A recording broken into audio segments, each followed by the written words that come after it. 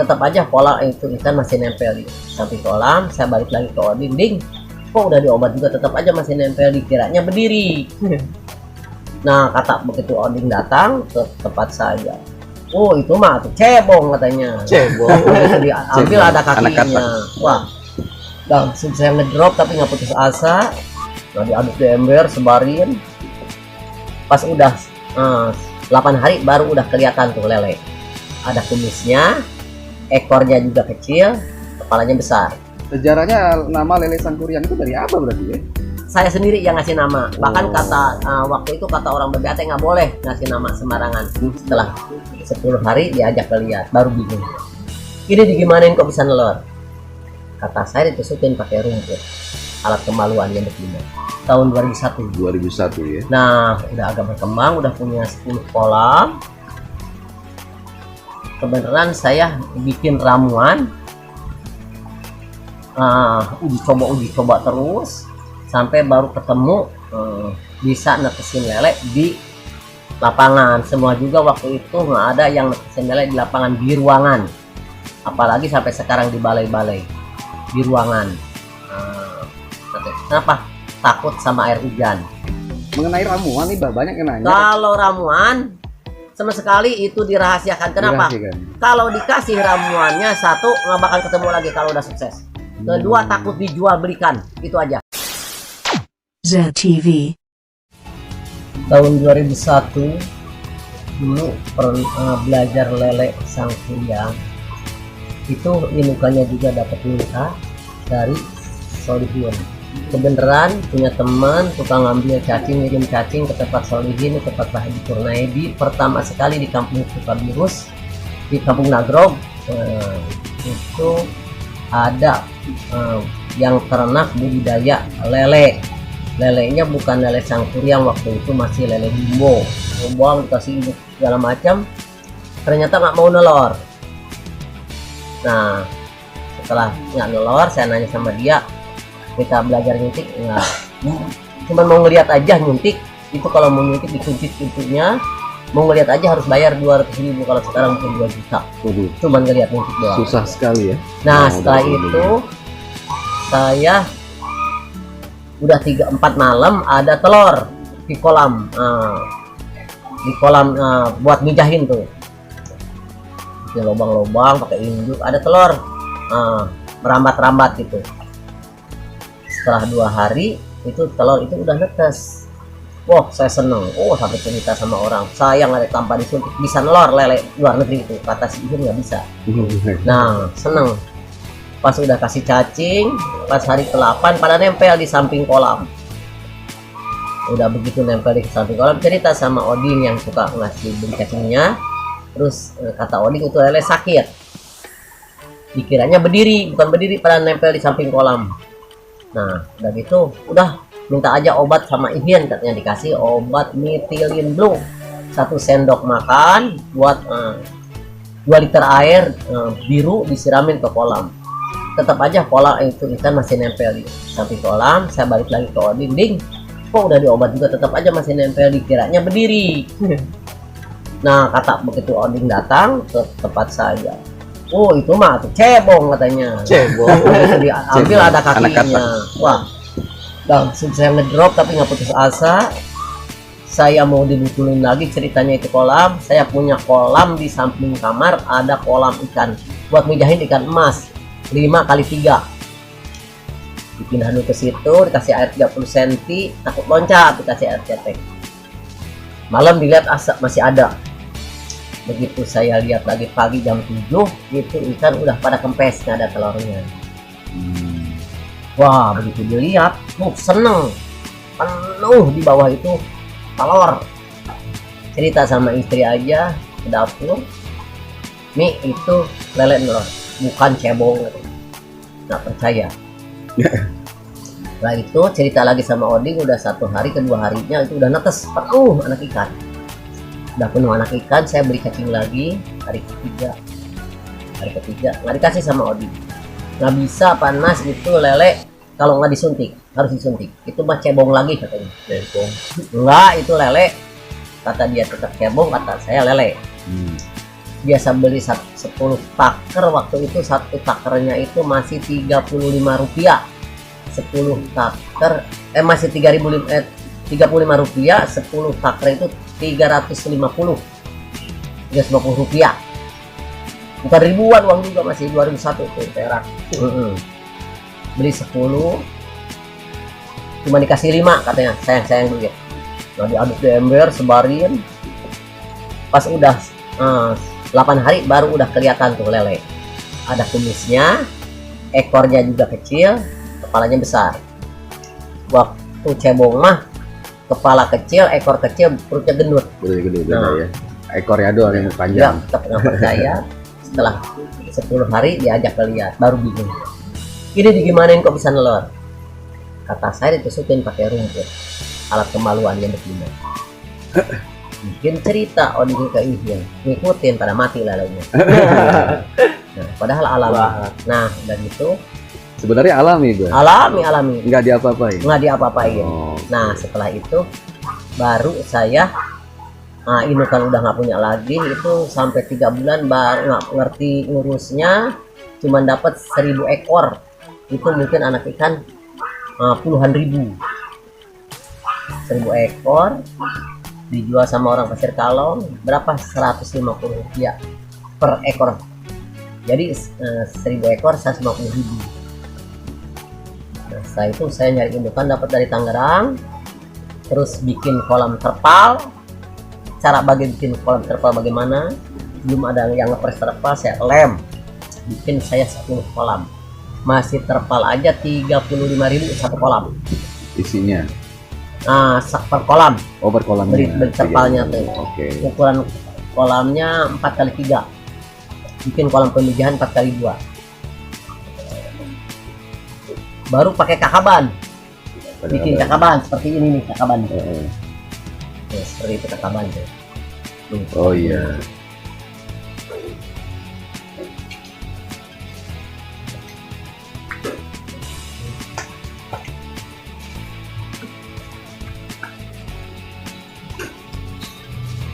Oh, ini untuk pemijahan ya kakabannya ya? Apa? Nah, ini Seperti kakabannya. injuk, Pak, ya?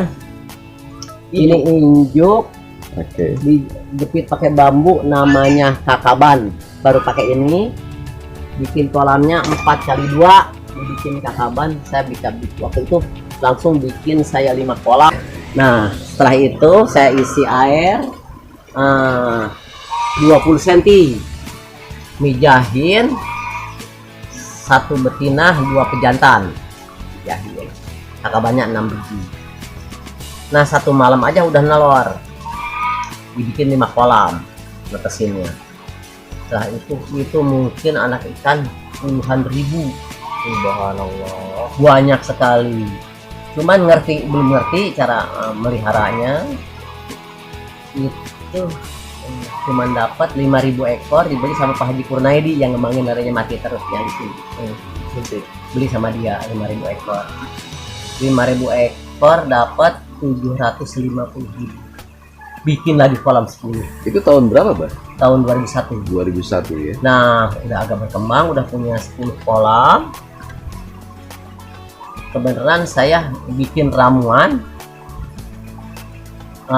uji coba terus sampai baru ketemu bisa netesin lele di lapangan. Semua juga waktu itu nggak ada yang netesin lele di lapangan, di ruangan, apalagi sampai sekarang di balai-balai di ruangan. Kenapa? Takut sama air hujan. Waktu itu kebetulan alhamdulillah saya ketemu dikit-dikit bikin ramuan, bisa baru 3. 1 buat netralisir air, 2 buat daya tahan tubuh ikan, 3 baru bisa menghilangkan keasaman air hujan. Belum bisa saya mendapatkan ramuan buat menangkal penyakit, meningkatkan suhu. Tetap saya sering diganti air, ikan selalu sakit. Itu ramuannya bisa didapatkan dari tumbuh-tumbuhan Tumbuh-tumbuhan alami, nggak ada sama sekali, nggak ada sama sekali kimianya, itu herbal dari tumbuh-tumbuhan. Kalau sekarang sih udah, kalau 2001, 2002, 2003 baru ketemu. Nah, 2001 akhir itu kebetulan Ada yang beli benih, bapaknya pajaka, itu dari kementerian di sini yang rumahnya di pajaka, dinasnya di BBAT Sukabumi. Bapaknya beli lele 1000 ekor, kemudian dia tanam, dikasih cara-caranya bagus. Begitu datang ngeliat kolam di lapangan, airnya hijau, ada ikannya banyak, bagus, langsung di orbit di BBAT. Akhirnya orang-orang BBAT pada datang, pada datang nanya cara-caranya. Nah, terus sampai dikasih indukan dari BBAT Sukabumi. Terus dipantau sama orang BBAT. Saya alhamdulillah waktu itu langsung nemukan ramuan uji coba buat meningkatkan suhu. Suhu rendah bisa, suhunya bisa di kolam bisa 32.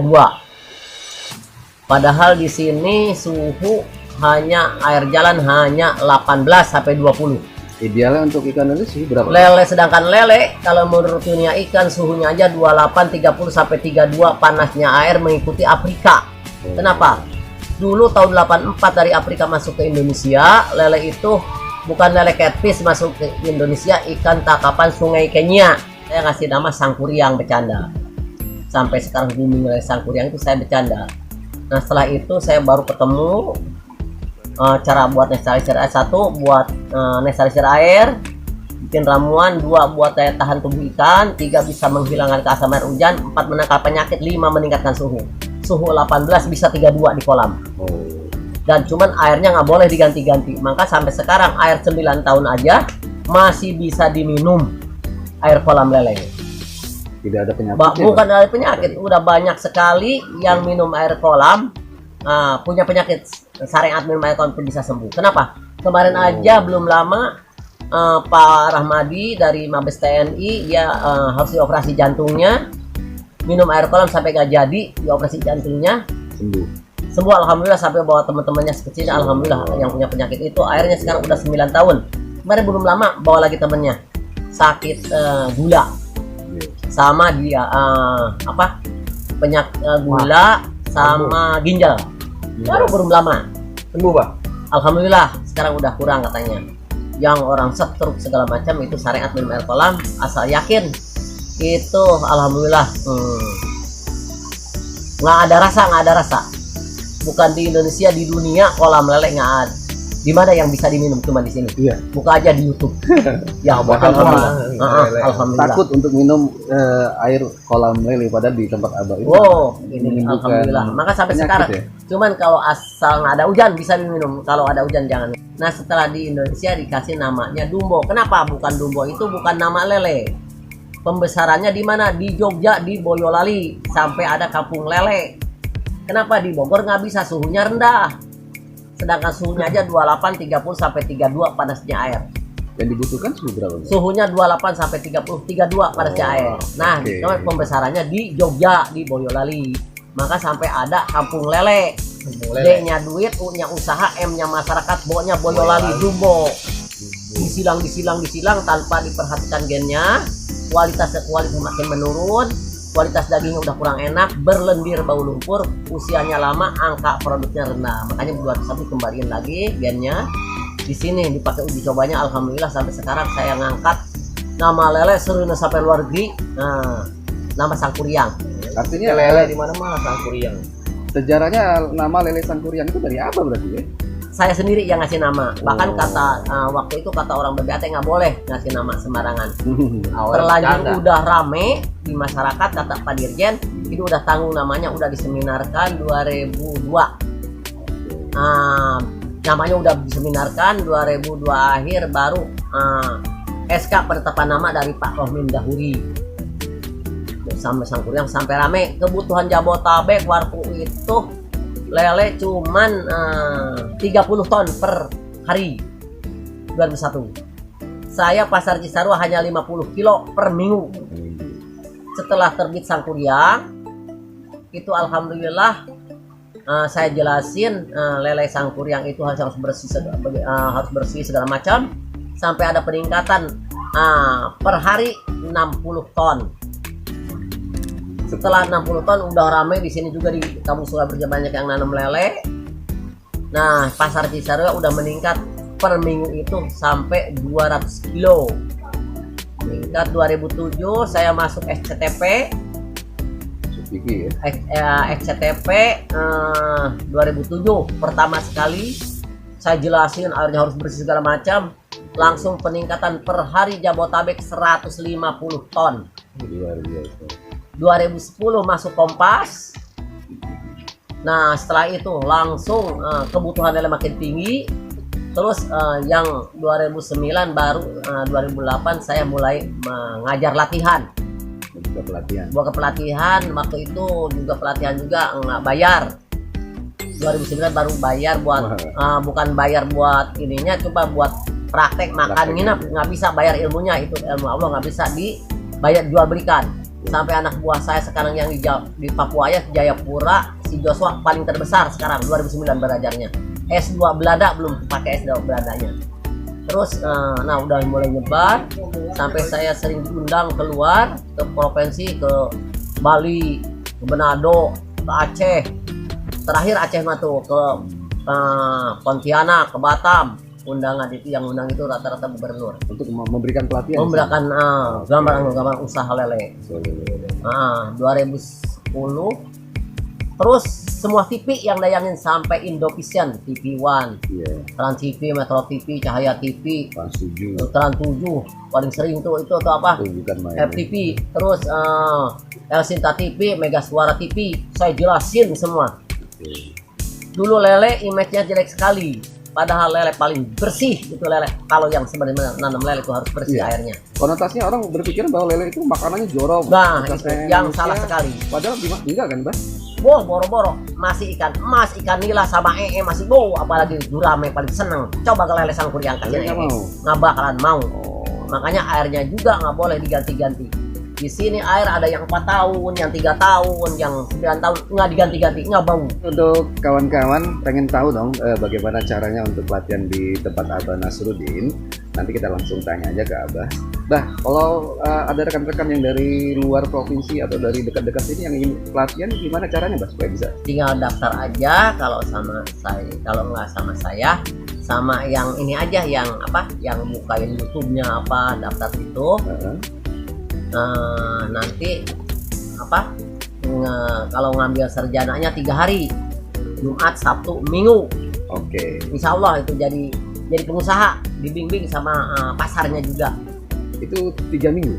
3 hari. Oh sorry, 3 hari. Jumat, Sabtu, Minggu, Insya Allah jadi pengusaha. Itu khusus untuk hari pelatihannya, Mbak ya? Latihannya juga banyak makannya sama tidurnya daripada belajarnya. Mondok di sini, Mbak? Nginep di sini. Nginep di sini, disediakan tempat ya? Ada tempatnya, makannya sehari 3 kali, banyak makannya daripada belajarnya. Ada sertifikatnya ya, Mbak? Ada sertifikatnya.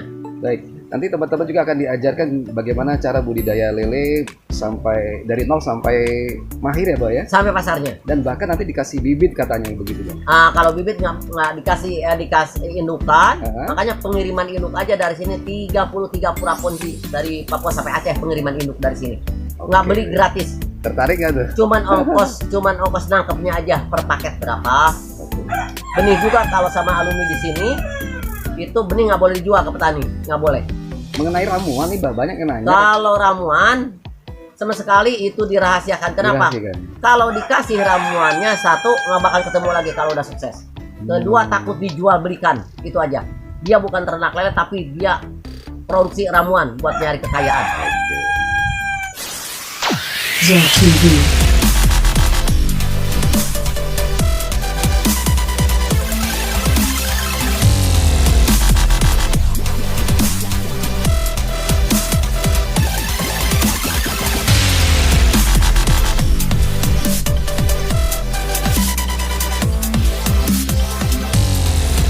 Subrek sama tombol ring. Oke, yang di pojok itu yang di pojok. Subrek.